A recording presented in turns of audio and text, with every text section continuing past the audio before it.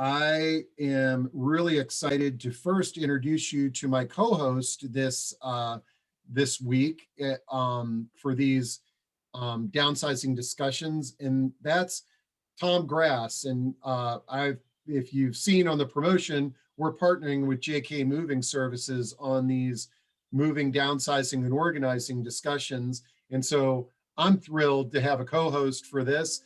Tom, welcome. Thank you, Steve. Hey, on behalf of JK Moving and myself, thank you everybody for joining us today. Great. Tom, before we meet our panel, let's get to know you a little bit better. What's your role there at JK Moving Services? So I'm the general manager of the Maryland location. We do both household goods and commercial goods here. I've been with JK for about 16 years now. Great. And, for those of us in the Mid-Atlantic, we know JK because we see your trucks all over the place, and and you're a very familiar face. I also want to mention what I think is absolutely awesome is that your CEO, I guess, acquired White's Ferry so that historic landmark will continue. That's really made a lot of news in the area. Tell us a little bit about just an overview of JK Moving, what you guys offer, and then we'll jump in and meet our panel. Sure. So JK Moving Services has been around for about 40 years, owned by Chuck Kuhn, and grew it up from one truck to, over $100 million company today. JK does local, we do long distance, we have storage, we have commercial, international. We do a lot of work with the military, the government, and a lot of what we call COD, which is the private sector and moving locally and long distance. We strive to do our best. We have a training house within our facility that we train all of our people in, whether it's packing or how to move the furniture. Everybody has drug testing, background checks, very thorough there. And we certainly enjoy giving back to the community. The ferry is our latest one. We also have a community farm, which we do over 50,000 pounds of organic vegetables. And we also provide some meat and venison and items for the food insecure. Great, excellent. And what I think I'm going to do right before I introduce the panel, let me just play this video because I think it's a good one that you guys put together, like right when this COVID pandemic hit, in terms of how your organization is working with older adults. And I've been doing this for 30 years, and JK has really had a commitment to serving older adults. So let's watch this, and then I'm going to bring the panel on, and we'll get this thing started. So I'm going to do my best to share my screen here, and it's just a minute video, folks. Who can you trust with your most important move? Yours. We put the safety of our senior customers as well as our team members first, closely following guidelines put in place by the federal government, local governments, and the CDC. Our dispatch teams perform daily touchless temperature checks and completes employee health logs while staggering dispatch times to reduce the number of employees gathering together. JK's moving professionals have received further training on our protocols to keep the safety of our senior customers and that of our employees top of mind.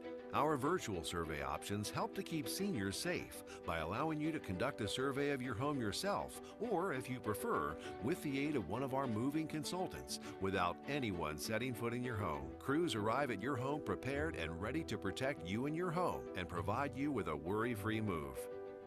All trucks, technology, and move equipment are fully disinfected after each use. Trust JK to provide the care and respect for you, your loved ones, and your belongings. Great. Okay. Okay, so let's welcome our panel here. So I'm really excited about today's discussion. And so if we can get Charna, Vic, and David on, we'll get to know you guys a little bit better. And so here's what we're thinking about for these discussions is the first, we want sort of like half getting to meet a panel so that you get to meet some of the people who are playing around in this space in the market, and then really jump into Q&A. And so sort of round one, we're going to get to meet our panel members, learn what they do, who they are. Round two, the panel's going to just share some words of wisdom and things for us to think about when it comes to moving and downsizing. And then we really want to devote the majority of our time together to engaging with questions with the audience. And so with that in mind, just as a reminder, if something pops into your head, if you've got a question or a comment or a concern about moving, downsizing, older adults, organizing, what have you, type it into Q&A right now, and we will jump on that throughout our discussion today. So let me jump into the first panel member, Charna Kinneberg, who is a senior move manager. And we really, our goal with these monthly discussions is that the senior move management profession is front and center. That's one of my goals, is to sort of let people know that this exists and let people know who is doing this and the resources that they offer. But Charna, tell us a little bit about yourself, what led you into becoming a move manager, and then maybe if you could tell us about the association. Sure. Thanks, Steve. And thank you for inviting me. This is just a wonderful opportunity, and it brings me back 19 years ago. A little bit later on in the year, 19 years ago, I got a letter from a lady by the name of Margaret Novak, who was putting together an organization called NASMM. Actually, it didn't even have a name at that point in time, but we'll go into that in just a minute. I got into senior moves because I had to get my father relocated from New Jersey to Maryland. And that was a real adventure. My sister, like many families, was going there with my brother-in-law to help. I walked into the house and there were these giant boxes. And she and my brother-in-law had been tossing things in these boxes. And I looked around and I thought, oh my God, I'm either going to need a forklift or I'm going to need to have my head examined, because if I comment on anything to my sister, she's going to think I'm ungrateful. And if I don't comment to anything, somebody like JK Moving is going to have to bring a forklift. That's all there was to it. Well, my sister-in-law had the forethought to send a move manager, and they weren't well known at the time. So she sent somebody. We walked around the apartment for about an hour, and everything we said, this move manager said, oh, we can do that. That's not a problem. Yeah, we could do that. Whether it was sending things out of state or packing something up or getting rid of trash, it didn't matter. She could take care of it. At that point in time, my daughter was 4, my father was 88, and I'm stuck in the middle. So I knew I wanted to get out of what I was doing, because my dad, I was going to do his care management, and he was a bilateral amputee. A year later, I started my company, and then 6 months later, I got this note from Margaret, and we ended up starting the National Association of Senior Move Managers. Now, NASMM just rebranded, and I'm so glad to see so many move managers have signed in. We're now the National Association of Senior and Specialty Move Managers. So we've expanded, and there's a lot of people that are not older adults that need our assistance. And so we now have a bigger marketplace, and we're growing, and despite the pandemic, we're here, we're strong, and we're helping all kinds of people that need help.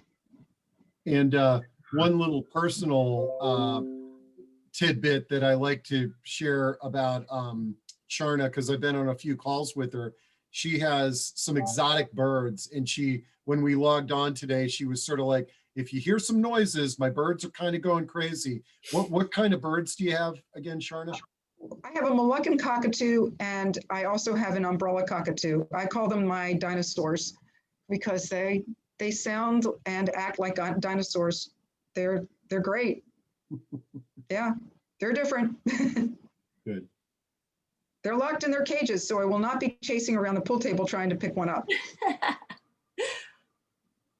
Very good. So thank you very much, Charna. And our next guest is Victoria Hathaway with the Bob Lucido team. Victoria, welcome. Tell us a little bit about yourself.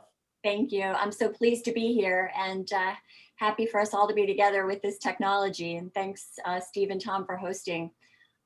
So my background was in communications and healthcare, and my dad got sick. So Alzheimer's was the diagnosis, and I earned my stripes by being the kid that stepped up to the legal, the medical, the financial, the placement, the house full of things, and the house itself.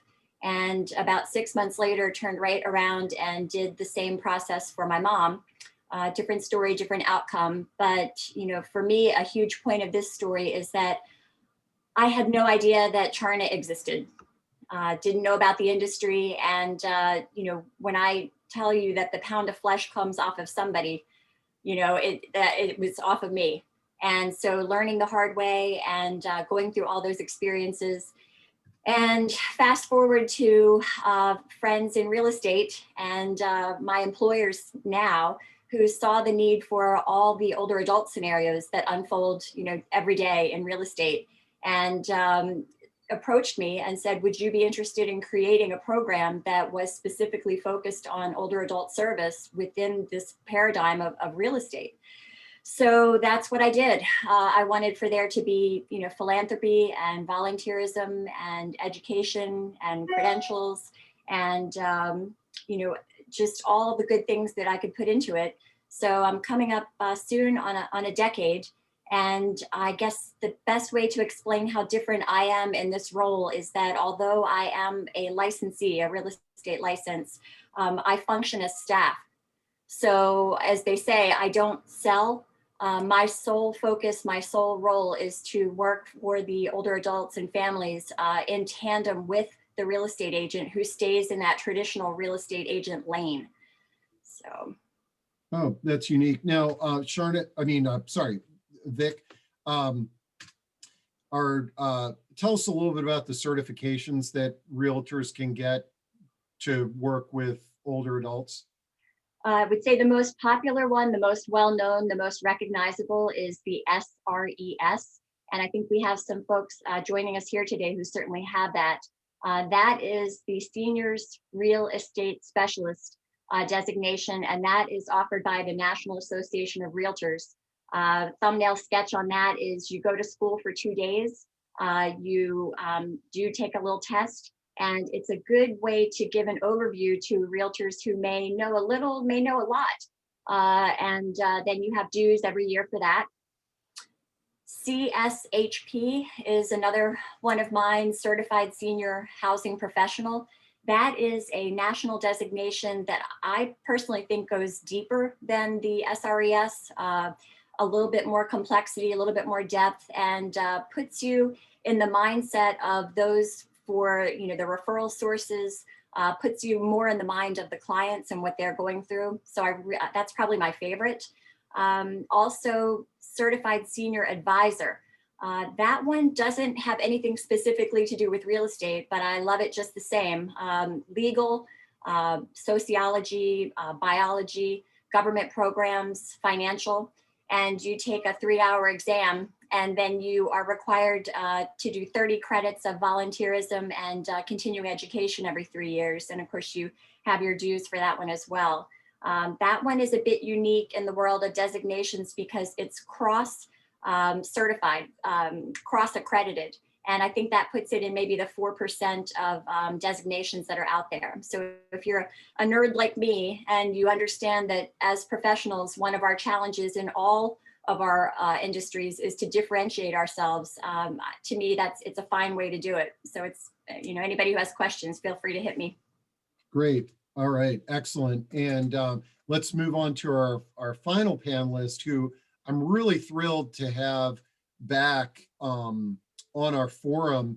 We did, and I'll send out a recording of a much more detailed demo on what David offers. But David, you founded a company called Fairsplit, tell us a little bit about yourself and what Fairsplit does. Well, Steve, thanks so much for having me back, first of all, and welcome everyone. So Fairsplit, this is my fourth or fifth startup. I'm an entrepreneur. I love creating new ideas and making them happen when some people think there's no reason to even have it, right? A new invention. And so for me, the best invention was one that solves a problem or pain. And I sat down after I sold my last company and I thought, let's focus on that. Let me try to come up with something that actually adds value, that makes a difference. And I thought about the two most painful times in my life, losing my dad really young, and his kids, his siblings, his mother were all scattered everywhere. And my sister just had to make educated guesses of what we might want. And she really had no way to communicate what was there. The apartment had to be cleared out the day she arrived. And so we developed Fairsplit, developed an online platform where you can upload photos of everything in the house, organize it by room, by category. You can easily label things, and then you can invite your family members in to this private family account. You can sort everything by furniture, by artwork. You can share it. You can let your sister help you list everything in mom's bedroom or in the living room. But it preserves a record that is accessible by everyone in the family that you choose to let it be accessible by. And so we do most of our work in estate settlement.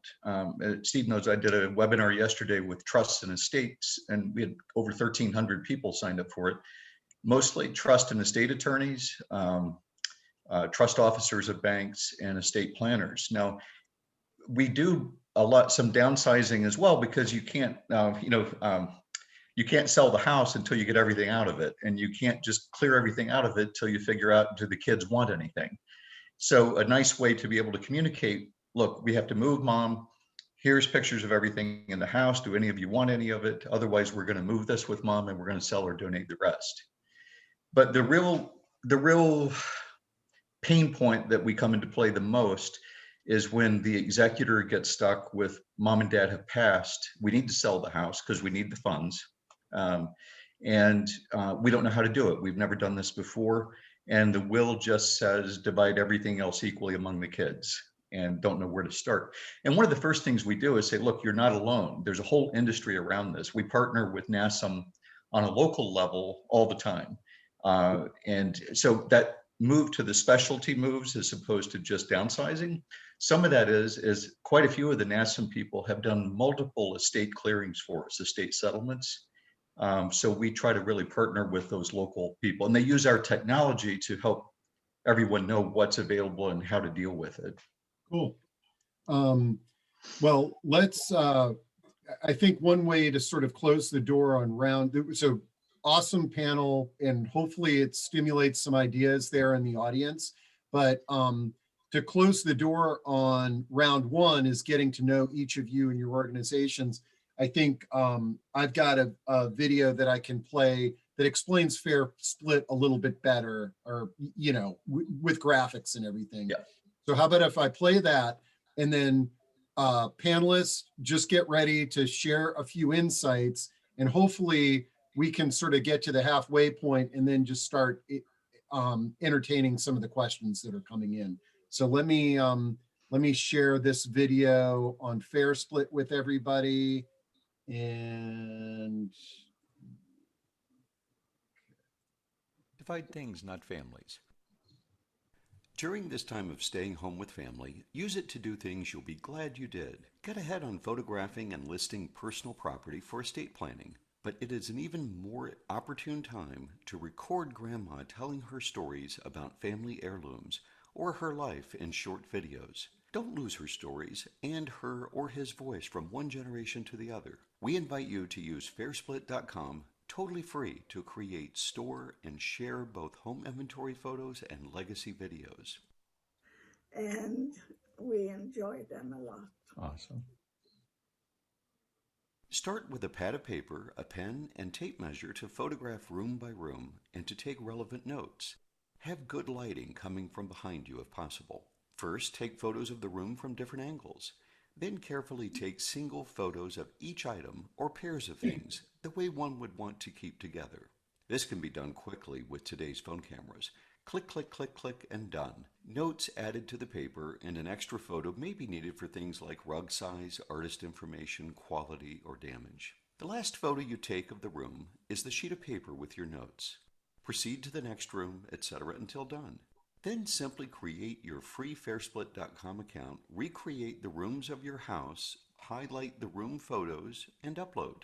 You can store as a photo inventory or quickly name each photo and categorize for being able to list, share, and create reports. Remember, this is also a reason to have Grandma humor you and record her stories about heirlooms she has saved or her favorite life stories. You'll be really glad you have these, and you'll likely both enjoy the process of recording her. Well, we started out with the English Bulldog, but then the kids wanted Goldens. So we first got one Golden, and then after we got a second Golden, and both Goldens were beautiful.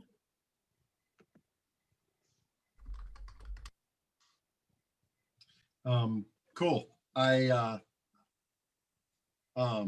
That's a good video, David. And I think it sort of shares one of the reasons why I wanted you on our first discussion on this topic is it's, you know, number one, we can use this for free. It can organize things, and it's just something to think about, something in everybody's tool chest. But I think the coolest thing is the fact that family members can vote on how emotionally attached they are to a particular item. And I always reflect on, I really wish I had my grandfather's dogs playing card photo, but my aunt got it. And I would have bid every chip that I could to get that photo, that picture. All right, guys, let's jump into round two real quick so that we can get to some questions. Charna, I'm gonna pass it to you. Any words of wisdom? Well, actually, before we get to Charna, I'm gonna go to my co-host, Tom. What are some things when folks are working with moving companies? What are some of the things that really helps them make that transition a little bit better? So the communication, the organization, everything, we can work with variables, but it's really knowing what needs to be done, what needs to be packed, what matters most, where it's going, and then how the timing all works with it. So organization is probably the biggest key to having a successful move. And that is a great segue to Charna, because that is a profession that gets people organized. And I'm assuming, Tom, that you guys do backflips when you find out that you're working with a client that's working with a move manager. Oh, absolutely. It's enjoyable to work with people that understand what the movers are going through, what they need to make their job easier in order to satisfy the client. Great. So Charna, any words of wisdom for our audience?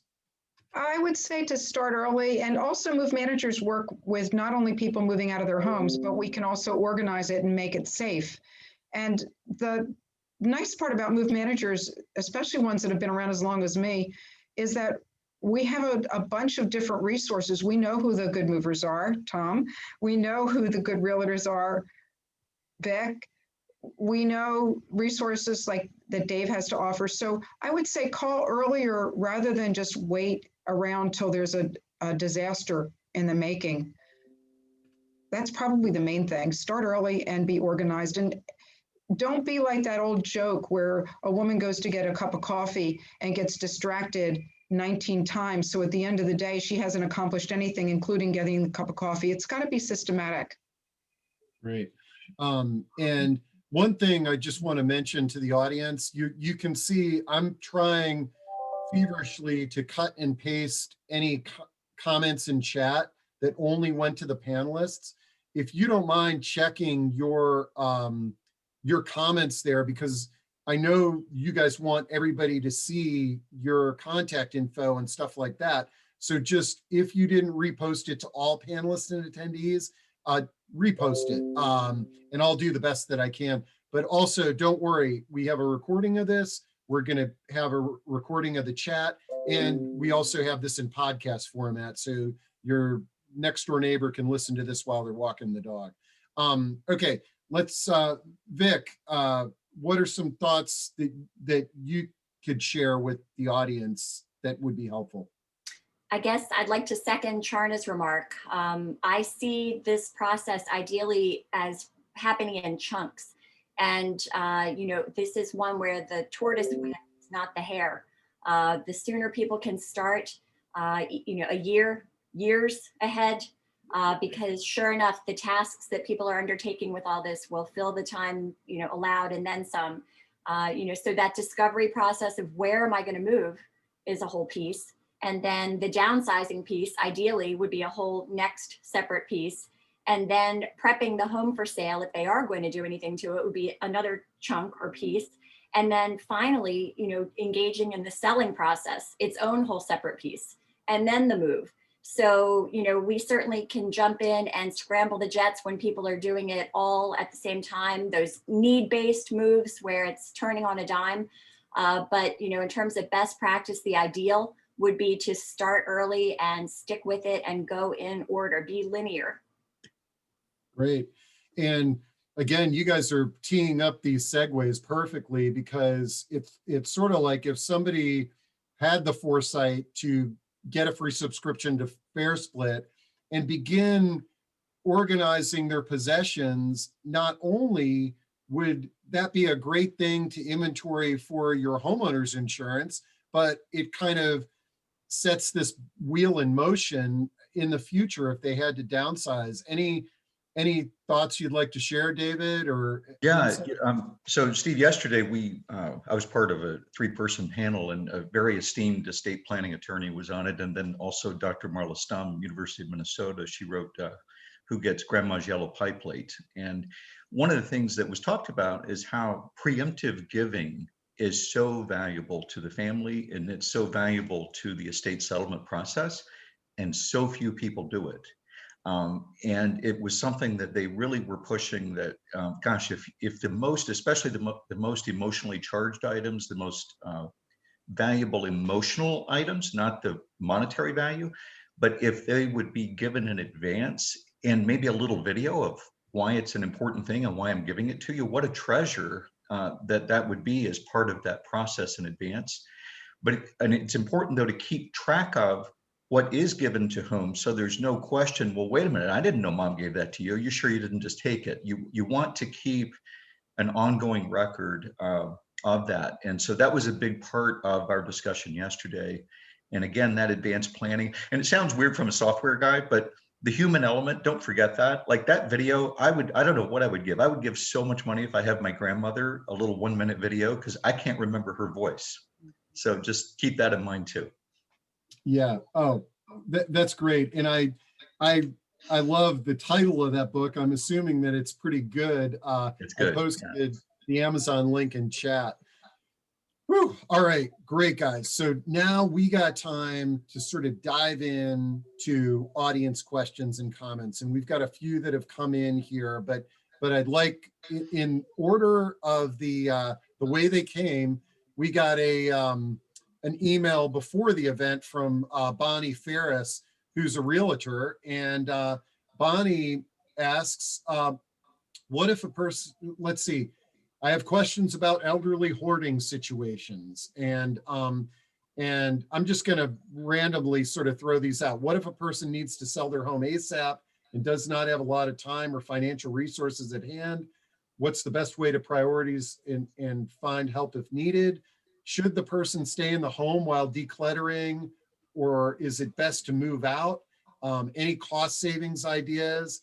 And Charna, these sound like some great things for you to sort of address first. And if the others have any comments, let's jump in.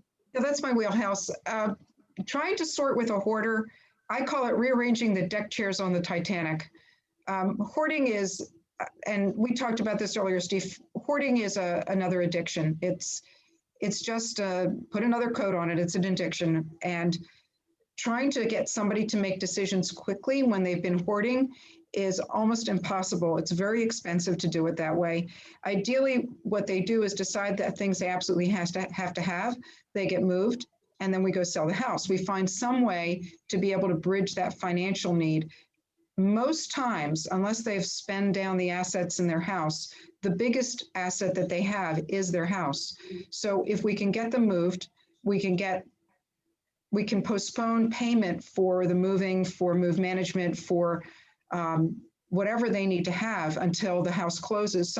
There's resources that will do that. So if we can postpone that, we can identify the things that are essential, hopefully not hoard up where they're going to, although unless they get treatment, therapy is really important with hoarders to find out why they're doing it.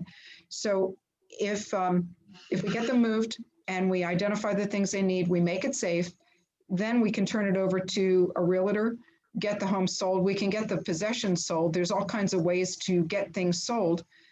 They're a little bit more limited right now because of the pandemic. Nobody wants to go into estate sales, but there are ways to do things online. There are people that will buy an entire estate. So we'll look at the most cost-effective way of getting it emptied, and then the realtor can take over and either get somebody to buy it right away, or they can have it rehabbed and sell it for more. There's all kinds of options at that point in time, but it's just knowing what resources are out there in your area and how to take advantage of them. But again, trying to sort with a hoarder, it's tough when they're there, and it takes a long time, and it's not going to be a quick process.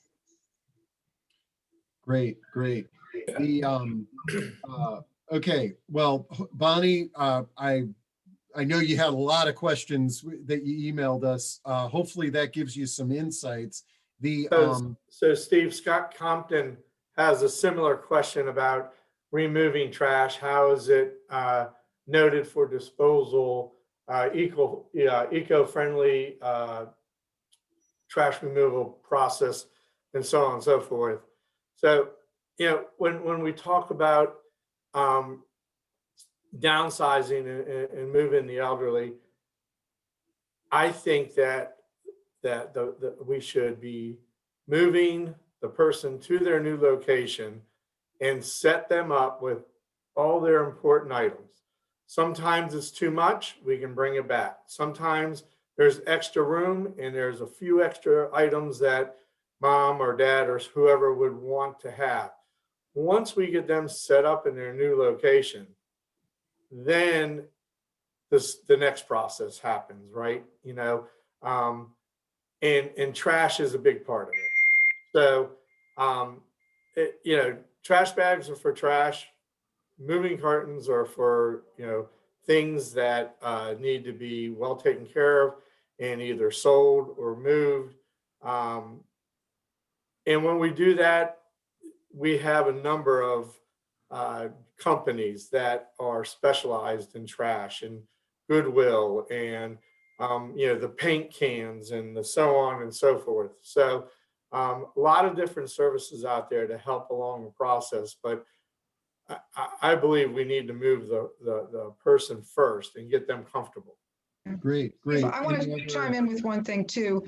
When we're sorting with people, the decision really should be, you're going to either keep it or you're not going to keep it. A lot of times people get tangled up of where should it go? Should it go to Goodwill? Should it go to Purple Heart? Should it go to be sold? Well, should it go to just keep or not keep? And that's where David's things come in, because once you've decided what you're keeping and it's moved, like Tom had suggested, then the rest of it can be offered, not insisted, to the relatives. And once they've made their decisions, then we can go in pretty quickly and get rid of the trash, get rid of the shredding, and get sold what could be sold and donated for what could be donated. Any great move manager, any of the ones that are on here they'll have a whole list of resources where you can sell, donate. So we're pretty resourceful individuals. Yeah, Charna, I know we were talking about MaxSold as someone we recommend a lot if you're trying to sell things online. And as you mentioned, the first round, if you upgrade in our system to actually divide things in the family and make choices, that first round is yes or no. Does anybody want this? And if everyone in the family says no, it moves to a column sell or donate, and it immediately can start to get dealt with. Yeah, and well, David, I saw you typed in the answer for Judy Tiger, who said, advice from David about negotiating multiple asks for the same item. Right. That's a good one for everybody. It's sort of what happens when you got 3 family members that want, you know, that item of china. I doubt that's going to happen these days, but. Right. Well, you know, we spent a lot of time on this yesterday in our discussion because it's a state settlement, but the same thing happens in downsizing because so many things have to be dealt with. And it's a minefield of emotional family discord. If this part is not handled delicately and with transparency, like, you know, if the family just discovers that the oldest sister said, well, I helped mom get cleared out. She's moved into her new place. I saved this for you. Everything else I sold. There's a good chance nobody's ever going to speak to her again. So this is where we come into play in our free platform, and people can log in and share. But if they need help dividing, we have a system of rounds. That particular question, the second round is emotional value. I refer to it as Dad's ukulele round. Who wants it the most? And you can put all 500 points on Dad's ukulele, or you can spread it across 5 or 6 items, and whoever puts the most points gets that item. And then everything else that is less emotionally charged it's like the old draw straws and take turns. You have your cheat sheet, your top choice to bottom choice, and then at the end of the round, if there's 3 kids, it goes 1, 2, 3, 3, 2, 1. It takes the top item remaining on each person's list, and then it's done.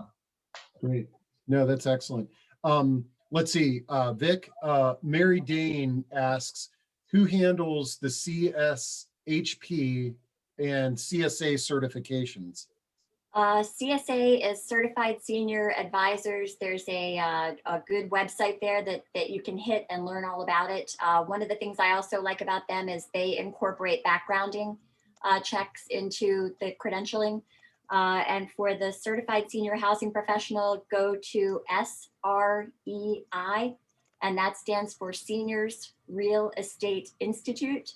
And that is also a fantastic website and Facebook presence with all kinds of good pearls of wisdom and very accessible. Okay, great. I posted that in there. Also, Kieran Brown wanted Vic's contact info. We're going to share contact info with all the panelists after this event, as well as all that chat transcript. So you can go back and look through the chat and see if there's somebody that you wanted to reach out to. But Vic, if you want to drop your contact info into chat. Scott Compton asks, how are items noted for disposal handled? That's the one we did earlier, Steve. Oh, got it. Good. Okay. Laura Quigley for Charna, what challenges have you faced during COVID? Are people reluctant to have you come into their home? Well, that's a good question for Vic and Tom as well. Oh, there's been all kinds of challenges. People are reluctant for us to come in. People will refuse to wear masks and we won't come in. The communities, it's ranged everything from no move-ins and somebody has to move in, to only 2 people can move in, to you have to be tested before you move in, to, oh, we've got an outbreak and now you can't move in. If there's a disaster that's happened, it's probably surrounding trying to get people moved during COVID. And it requires us to really stay in close contact with the communities and with the people that we're working with. And yeah, we've had people that we've been into their homes and we leave the home and we think we're okay. And then we get the email of, I think I've got a problem. And that's going on right now with somebody that we saw last week. You just have to kind of take it and roll with it and make it work. Great. Vic, how about sort of the home selling process? Have you noticed any challenges there? Challenges and then solutions. It's been a remarkable year. Governor Hogan in state of Maryland has allowed real estate to be serving ever since this started last March. And so the use of technology has been pretty incredible. Showing buyers, showing sellers, doing things with FaceTime, walking through the house with the telephone. Safety precautions top of mind. So examples would be when open houses became doable again, permitted again. What you're looking at is, hand sanitizers and don't touch anything. And the queue for the open house is extending out down the driveway because it's one, small group at a time coming through, no children. And the realtors are the gatekeepers of that. Buying houses sight unseen. Not visiting physically, something that's happened ever since technology existed, overseas buyers and that type of thing, but certainly an increase in that kind of activity.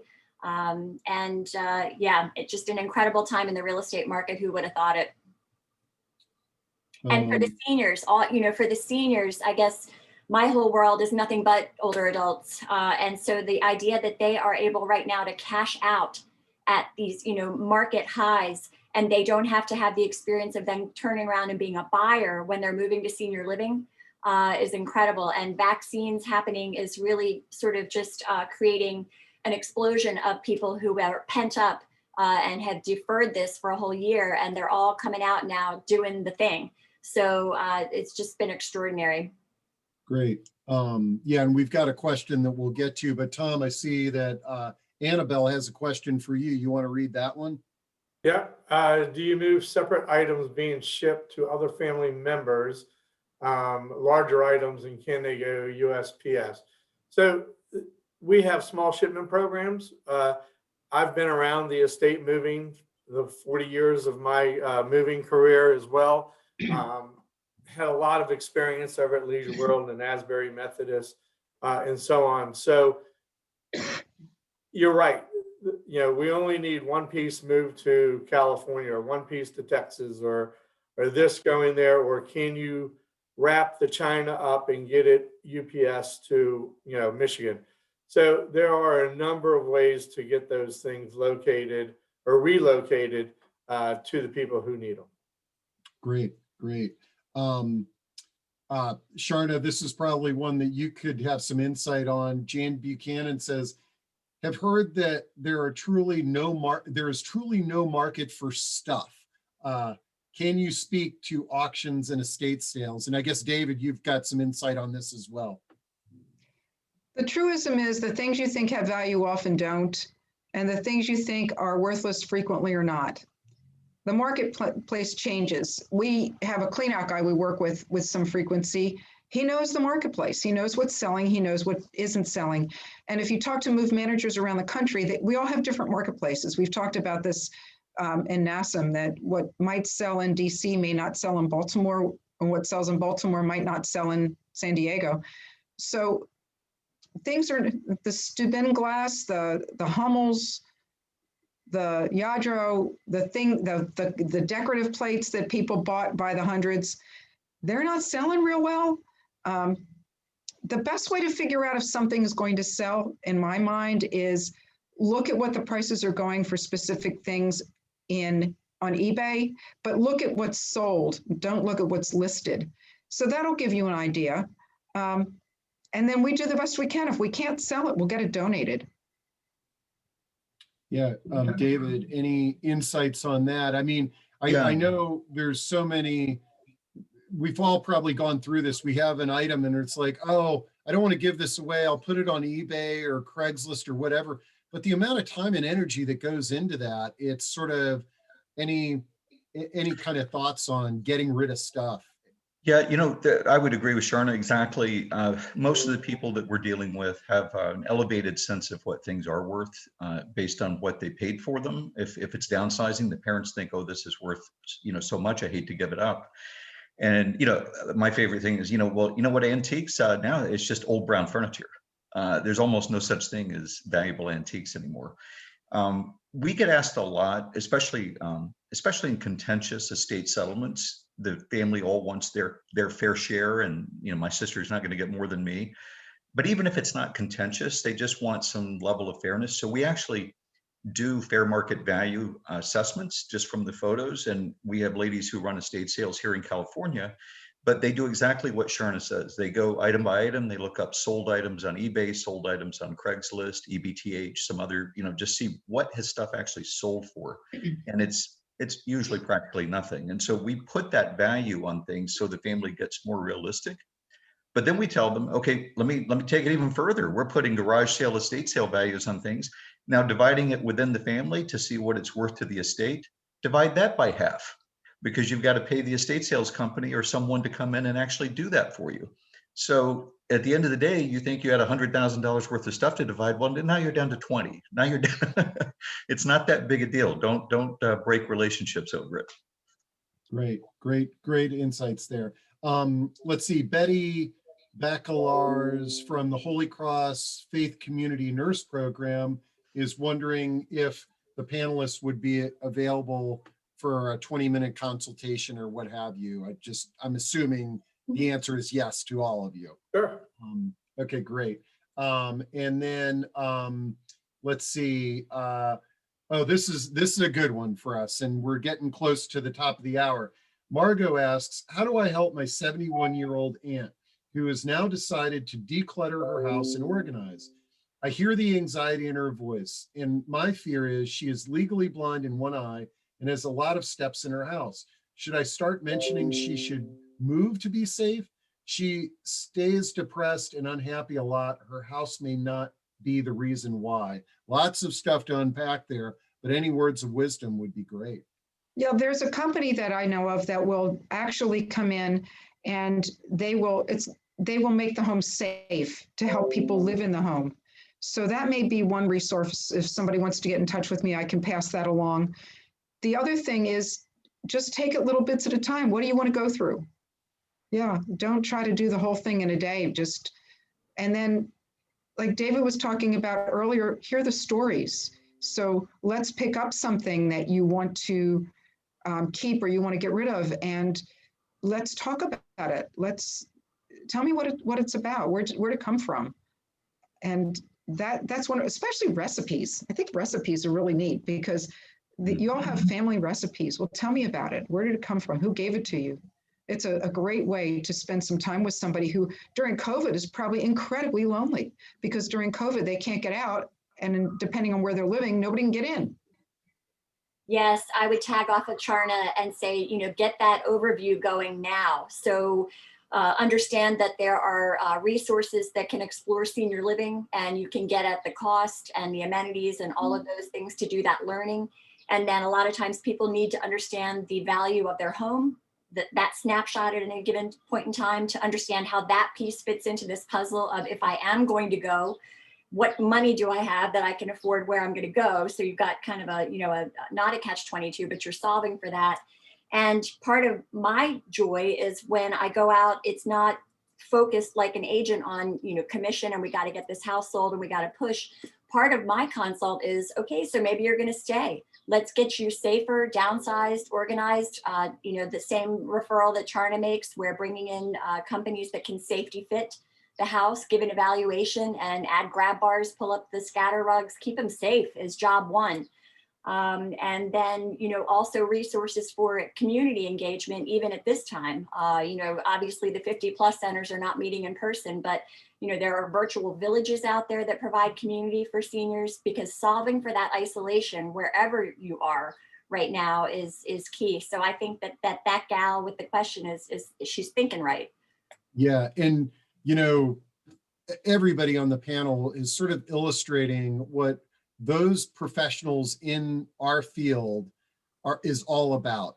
Is that we're experts in one area. It might be, real estate or elder law or what have you, but we all wear a social worker hat. And Vic, you and Charna illustrated this is that, okay, yes, my expertise is helping you move, but I'm there to support you emotionally, to find other resources and things like that. And this is a good lead into Judy Tiger's question. Charna, do you want to give a shout out to your clean out person, or do you want to keep that private and you can email it to Judy? Oh, I'll just email it to Judy. Okay. He's a good Great. guy. I wanted to oh, go ahead. Sorry. He may not be the solution for everybody, so I'd rather talk to her and find out what exactly is going on. I was going to add one thing that has come. We've dealt with thousands of heirs now in these estates, and just to, in the rush to get things done and to be proactive, just be conscious, especially in the kitchen. Watch out for things like the cookie jar or the little sugar bowl, or the wealthy. Steve, I think you know the story. The wealthiest family we dealt with, you'd know the family name, big East Coast, 8 kids, all worth hundreds of millions of dollars, none of them speaking to each other. The most contentious item in this multi-million dollars, 3,500 items to divide, an old wooden rolling pin that you wouldn't have gotten 50 cents for at a garage sale. Their mother taught them to bake biscuits and pies. So just look for those things that might mean a lot to someone before you just toss it in the to-go box. Don't get caught in the minutia, but be aware, how some things could have a lot of value. Great. Now we've got 4 minutes and 2 questions, and I always like to say that because this is going to create a flurry of more questions. But a comment from Silvio Balderas, a professional organizer. I always try to encourage empty nesters to declutter early, regardless of whether they're planning to age in place or downsize. Great advice there, Sylvia. And Pamela Silberman Mills says, you mentioned there's less of a market for antique furniture. What about art? And what's the best way to handle the downsizing of old art? Good question, Pamela. I can tell you from our experience with art, we just did a big job with Sotheby's, and they had appraised a lot of art, and most of the appraisals are for insurance value, so replacement. To get the value that most insurance companies put on art, the house would have to burn down. It is very hard to get half of what most appraisals say you're going to get for art. Obviously, there is fine art and there's exceptions to the rule, but you'd have to put it in a gallery. They're going to charge it at least a 50%. They're going to mark it down for every couple of months it sits there and doesn't sell. So it's there's no blanket answer for that, but it's typically not worth what you might hope and think it's worth. Yeah. One, and I know we've got a lot of senior living communities on the call. One solution with art that I think is just wonderful is that in a lot of the communities, instead of having this sort of generic artwork in their hallways, the hallways have the artwork of their residents. And yes, it can sometimes look eclectic and not look as staged as a senior living community might want to be, but I think it really adds a nice personal touch, and it's a great way for the residents moving in to utilize their artwork. So holy cow, we made it, guys. And Tom, as I expected, I didn't give you a word in edgewise as my co-host, but I'm glad you jumped in there whenever I gave you the opportunity. But I really appreciate the support of JK Moving Services. And to our panel, any sort of closing comments or questions that you'd like to throw in there? I guess my one is going back to, there's 2 types of value. There's the emotional value and there's the financial value. And I try to get my clients to concentrate on keeping the things that are high emotional value, because at the end of the day, those are the ones that are going to make them feel good when they've left their home and they're living someplace else. I'm appreciating the sensitivity to all of these topics, and that, just by this conversation, we're combating ageism. We're bringing a higher level of service and awareness to people that could really use it, and, just gratitude. Great. Yeah. And I second that, Vic, and I'm really excited that by having a conversation like this every month, we're going to be meeting different providers. We're going to be exploring different questions. The audience is different every time, to a certain extent. So thank you all for your participation. A reminder to everybody, I'll be giving you a recording. You can get the podcast. I'll give you contact info for all the speakers, panelists, co-hosts, and we'll look forward to seeing you next week at one of our events and next month at this one. Thanks again. Very good. Thank you, Steve. Thank you, panel. Appreciate it. Thanks, everyone. See you. Everyone.